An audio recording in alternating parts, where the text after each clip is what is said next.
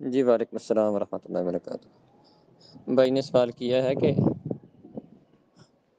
عورت اپنے خامند کے ساتھ نہیں رہنا چاہتی اور اس نے عدالت سے کھلا لے لیا ہے، اب وہ عدالت کے اندر جا کر اپنے والدین کی مرضی کے بغیر خود ہی آگے کسی دوسرے بندے سے شادی کرنا چاہتی ہے، آیا کہ اس کا اس طرح کرنا درست ہے کہ نہیں؟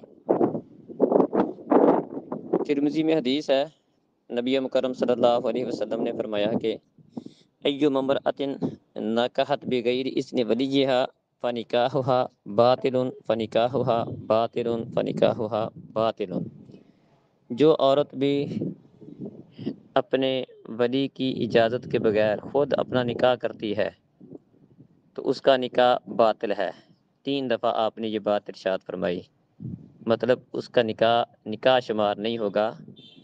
تو اس حدیث سے پتہ چلا کہ عورت کے لیے ولی کی اجازت ولی کا ہونا ضروری ہے۔ ولی کے بغیر عورت اپنا نکاح خود نہیں کر سکتی۔ تو عدالت، قاضی یا حاکم اس صورت میں کسی کا ولی بن سکتے ہیں جب اس کا اپنا ولی موجود نہ ہو، سرے سے اس کا ولی ہے نہیں، یا بعض اوقات ولی ہوتے ہیں لیکن ان کا کوئی جھگڑا ہو جاتا ہے اور اس وجہ سے وہ کسی فیصلے پر نہیں پہنچتے اور عورت کا معاملہ لٹکا رہتا ہے، تو اس صورت میں نبی مکرم صلی اللہ علیہ وسلم کا فرمان ہے کہ الولی السلطان ولی ولا ولی لہ، جس کا کوئی ولی نہیں ہے اس کا ولی حاکم بنے گا، سلطان بنے گا، قاضی اس کا ولی بن سکتا ہے، لیکن وہ اس کا ہوگا جس کا ولی ہے کوئی نہیں۔ اسی طرح ایک حدیث میں آتا ہے کہ اگر ولیوں کا آپس میں جھگڑا ہو جائے تو اس صورت میں بھی حاکم ولی بن سکتا ہے۔